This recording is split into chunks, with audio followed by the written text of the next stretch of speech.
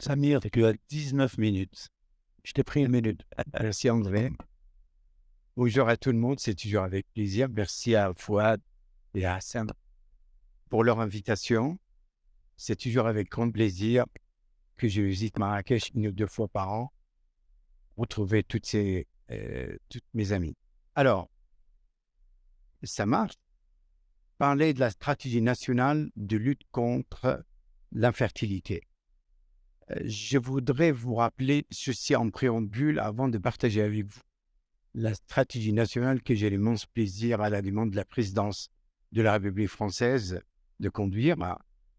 Je vous rappelle quand même et je vous recommande la lecture du rapport de l'OMS qui a été publié il y a 2-3 semaines.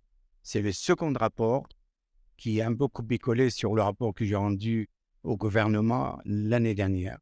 Donc, l'infertilité est une infection reconnue comme une maladie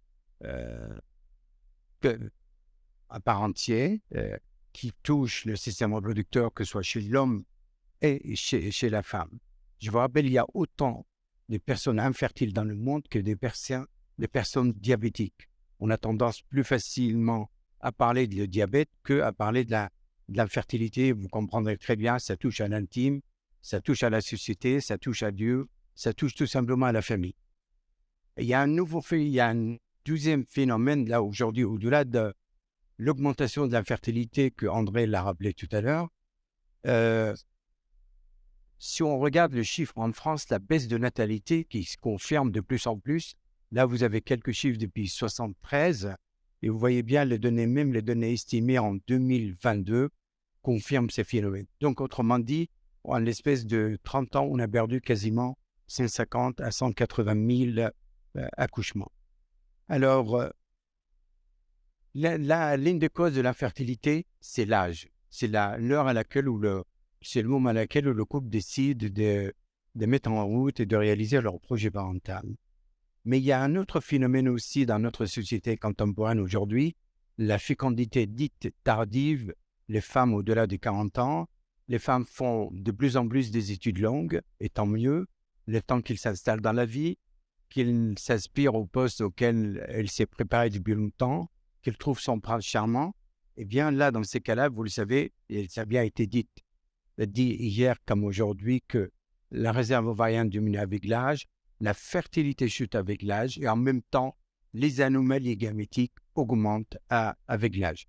Donc, et c'est souvent la fécondité tardive est plus élevée chez les femmes nées à l'étranger. Ce sont des données extraites de l'INSEE en France que celles nées en France. Alors, ce n'est pas un phénomène de société, mais je crois qu'il s'installe dans le paysage sociétal. Mais en même temps, la société, à ma connaissance aujourd'hui, qu'il soit chez vous ou qu'il soit chez nous, n'est pas prête à permettre à une femme de concilier entre sa vie professionnelle et sa vie sociale. Car il y a quand même, au-delà de ça, il y a des causes sous-jacentes, qu'il s'agit de l'ignorance, voire même dans le déni, confiance, je dirais, excessive et croyance excessive dans les résultats et dans le taux de succès de l'AMP, le mythe de la grossesse possible à tout âge, là aussi on pense, comme certaines actrices, l'ignorance et la complication des grossesses tardives, bref, et l'ignorance même le déni de l'homme. Je vous rappelle quand même, en 2021 en France, 30% des accouchements où la femme avait 36 ans et plus, et l'homme avait 38 ans et plus. Donc là, vous voyez bien le taux de fécondité par âge, et puis âge et le nombre d'enfants nés. Donc plus effectivement on s'approche de 45 ans, le taux de succès est quasiment proche. En termes de naissances vivantes, il est quasiment proche de zéro. Pour une femme vers la quarantaine, eh bien, c'est de l'ordre de 5% enfants rentrés à domicile. Là, vous avez aussi la répartition de naissances en 2019 par an pour 100 naissances. Vous voyez bien le nombre d'enfants, le premier enfant, le second enfant, le troisième ou la quatrième. Eh bien, souvent, les grossesses tardives, il s'agit tout souvent de la troisième ou voire de quatrième enfant. Alors, là, vous avez un peu le taux par rapport au statut socio-professionnel des patientes, enfin des femmes, qu'ils soient des femmes qui ne travaillent pas ou des femmes cadres, c'est souvent les femmes cadres qui font le plus tardivement leur bébé pour une raison évidente. Donc, autrement dit, la fécondité tardive, c'est l'une des causes de l'infertilité que vous prenez depuis plusieurs décennies en charge dans le cadre d'une AIP. Mais enfin, en même temps, il y a des publications récentes qui montrent la croissance mondiale dans sa globalité diminue. Que vous regardez, par exemple, les 70 dernières années, ou que vous regardez, je dirais, pays par pays, et pour cela, on a besoin de prendre des mesures parce qu'on ne peut pas vivre sans anticiper, sans préparer les sociétés à affronter la dynamique populationnelle. On a en Angleterre un paramètre, un biomarqueur, même un marqueur de la fécondité, ce qu'on appelle l'index de fécondité, étant défini par le nombre d'enfants par femme. Le seuil de remplacement, il est à 2,1. Si vous regardez là, qu'il soit au Taïwan, qu'il soit en Inde, mesdames et messieurs, pourraient imaginer qu'aujourd'hui, l'Inde a 1,8 milliard qui se trouve quasiment au niveau du seuil de remplacement. La Chine, l'Australie, bref, même en Afrique subsaharienne, si je prends l'exemple, la femme de Sierra Leone, il y a 2 siècles, la femme faisait 8 enfants en moyenne. Aujourd'hui, elle en fait à peine 4. Donc, ce n'est pas une question de pays riches ou de pays pauvres. Bref, la dynamique populationnelle humaine a besoin de mesures de prévention surtout. Et là, vous avez la carte de l'Europe. Vous voyez, l'index de fécondité, il est en baisse partout, sans oublier l'Asie du Sud. Le Japon, aujourd'hui, il se trouve à 1. La Russie à 0,9, voire même la Corée du Sud 1,1. Donc, c'est la raison pour laquelle il va falloir prendre des mesures adéquates pour y remédier si on veut limiter le dégât, surtout et éviter la disparition de certains pays. On a déjà vu dans l'histoire récente de l'humanité la disparition de certaines ethnies dans l'indifférence planétaire. Et là, il y a le papier qui remonte à 2-3 mois. Si je vous ai fait ce topo il y a 6 mois, je vous aurais dit c'est plus facile à mettre en évidence la santé reproductive chez l'homme des pays riches, des pays développés, des pays industrialisés. Si on prend comme marqueur la concentration spermatique, eh bien, du grand-père, du fils, du petit-fils, aujourd'hui, le petit-fils a presque de 56 à 60% en moins la concentration spermatique. Donc, autrement dit, le message à garder pour vous, cet effet transgénérationnel. Mais l'équipe de Shana Swan, en collaboration avec une équipe israélienne, montrait clairement aujourd'hui le phénomène et l'altération de la santé reproductive touche les 5 continents, pays riches ou pays pauvres ou pays en voie de développement. Donc, ce n'est plus une affaire de pays riches. Et là, vous voyez là le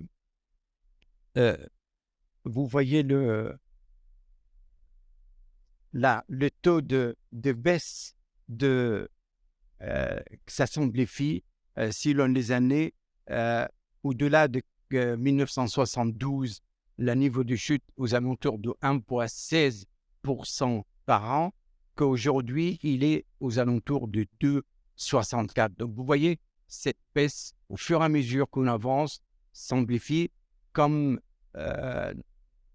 Zami Fouad et Hassan ont rappelé ce matin dans la session inaugurale, l'infertilité augmente avec l'âge, certes augmente avec l'âge, mais elle augmente aussi de 0,3 et de 0,4% par an à l'échelle planétaire. Donc, autrement dit, les messages pour vous, le déclin de la qualité du sperme s'amplifie dans les 5 continents. Alors, dans ce cadre de ma mission, c'est toujours une question délicate parce que ça touche à l'intime.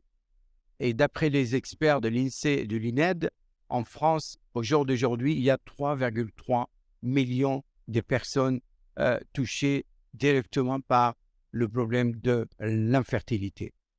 À l'échelle mondiale, on estime qu'il y a une population de l'ordre de 300 à 400 millions d'individus touchés directement ou indirectement.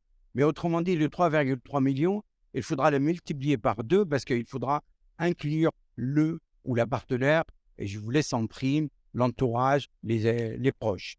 Donc, oui, c'est un vrai enjeu de santé publique. On vous dit un couple sur 6, certes, tout âge confondu, mais si vous pondérez sur l'âge de la femme, si madame a 30 ans, il a une chance sur 4 de s'exposer à un problème d'infertilité. S'il en a 35 ans, une chance sur 3. Et s'il en a 40 ans, il a une chance sur 2 de s'exposer à un souci d'infertilité. Donc, vous voyez, c'est un vrai problème et enjeu de santé publique. Alors, on a mis en place un copil d'une vingtaine d'expertes et experts, plus quelques personnalités de milieux associatifs et de la société civile. Nous avons réalisé en présentiel et à distanciel plus de 130 auditions dans 5 cabinets ministériels. Nous avons élaboré une vingtaine de recommandations qui rentrent reparties en 6 axes prioritaires. Le premier, éduquer et informer à l'échelle collective et à l'échelle individuelle. Former les professionnels de santé, c'est un vrai souci aujourd'hui en termes de stratégie de prévention. Mieux repérer et diagnostiquer, on en a parlé hier, et puis mettre en place une vraie stratégie de recherche, car si on veut pas, compte tenu chacun fait sa tambouille dans son coin, eh bien, pour comprendre, il faudra faire la recherche. Si on veut améliorer le taux de succès, et l'AMP aujourd'hui, je crois tout le monde d'accord pour considérer que malheureusement, j'ai dit bien malheureusement, les résultats restent insatisfaisants 45 ans bientôt après la première naissance. Et puis pour la France, je pense le cas pour le Maroc également, tant qu'il n'y a pas une structure étatique qui incarne ce problème de santé publique, parce que tous les ministères s'en occupent. Je vais vous donner un exemple en France, le ministère de la Santé et de Prévention, le ministère de l'Enfance et de la Famille, des personnes en situation de handicap, le ministère de maillage territorial et professionnel de santé, l'éducation nationale, l'enseignement supérieur, l'environnement, et j'en passe. Donc, autrement dit, il va falloir mettre en place cette structure qui permet d'incarner, de prioriser, de décider, d'inspecter et d'élaborer des recommandations. Alors, les facteurs, je ne vous ferai pas les injures des causes de l'infertilité au nombre de 3 pour faire simple et rapide. Je ne parlerai pas de facteurs environnementaux parce que je reviendrai là-dessus dans ma conférence de la fin du symposium. Mais l'âge, vous en conviendrez comme un marqueur, comme facteur, ce qu'on appelle les facteurs sociétaux. Et aujourd'hui, si vous regardez l'âge moyen du premier accouchement en France, en l'espèce de 25-30 ans, on est passé de 24 à 31 ans dans les grandes villes. Donc, cet recul d'âge, eh bien, c'est l'une des causes de l'infertilité dont la société n'est pas encore prête, qui permettent à une femme de concilier entre sa vie professionnelle et sa vie de famille. Et il en est de même pour les hommes. Je vous ai mis l'âge moyen du père. En 90, on était à 31 ans et 4 mois. Eh bien, en 2009, c'est 33 ans et 4 mois. Je regarde le chronomètre. Alors, mais là aussi, parfois, on a tendance à oublier cette question dès la première consultation. Combien d'enfants la famille souhaite? Parce que selon que la famille souhaite un enfant ou 2 enfants ou 3 enfants, eh bien, l'âge à laquelle il faudra commencer n'est pas du tout le même que vous soyez en conception naturelle ou en conception artificielle. Si on regarde, par exemple, j'ai du mal à utiliser, si on regarde le taux de succès au maximum 90% pour hors AMB, eh bien, vous voyez, si vous voulez un enfant, vous pouvez commencer à 32 ans. Si vous en voulez 2 à 27 ans, si vous en voulez au total 3, il va falloir commencer à l'âge de 23 ans. Quid de l'AMB? Eh bien, si vous voulez 3 enfants, il faudra commencer à 28 ans, l'âge moyen, à 31 ans si vous souhaitez 2 enfants, et à 35 ans si vous souhaitez un seul enfant. Donc, autrement dit, il faut connaître à quel âge pour commencer, selon le nombre d'enfants que vous souhaitez légitimement, en tenant compte de la proportion de succès souhaité, le fait que l'on accepte ou non le recours à l'AMP. Le facteur environnemental, je vous ai donné un exemple de déclin, mais je reviendrai en détail. Et puis, l'hygiène de vie, je crois surtout, tout le monde s'accorde, que ce soit chez l'homme, chez la femme, le bois, le tabac, les substances psychoactives, l'alcool, l'alimentation, l'environnement. Bref, avec ces tableaux-là, on a une envie d'aller se coucher et de ne plus rien faire. Mais vous voyez, là, si on regarde l'étude sur plus de 2 millions de cas entre 2015 et 2017, les femmes en sous-poids ou en surpoids, voire même obèses, mettent plus de temps à concevoir. Les BMI optimaux sont de 20,6 à 23,1 pour les femmes et de 22,7 à 27,7 pour les hommes. Comparé au couple où les deux ont un BMI normal, le taux de grossesse sont réduits de 10% pour le couple où les deux sont en sous-poids et de 19% pour le couple où les deux sont obèses. Donc là aussi, je pense que ce sont des informations qu'il faudra partager avec le couple que vous prenez en charge. Je ne vous ferai pas l'injure de vous rappeler les facteurs médicaux, on en a parlé tout au long de l'après-midi d'hier et de ce matin, mais quid aussi des infertilités inexpliquées. Alors les 6 axes, c'est informer et éduquer à l'échelle collective. C'est juste une juste information. Et moi, je vous encourage, mes amis du Maroc, de mettre en place cette stratégie parce que le blotto, c'est le mieux si vous voulez limiter le dégât, ne serait-ce qu'envers des jeunes adultes, dans le respect du libre choix de chacun. Il s'agit nullement de moraliser, il s'agit nullement de culpabiliser, il s'agit nullement de paraître comme pronataliste, mais simplement une simple information. Comment? Avec l'enseignement complémentaire sur la santé reproductive tout au long des parcours scolaires. Et il ne faut pas attendre l'université pour évoquer ce sujet.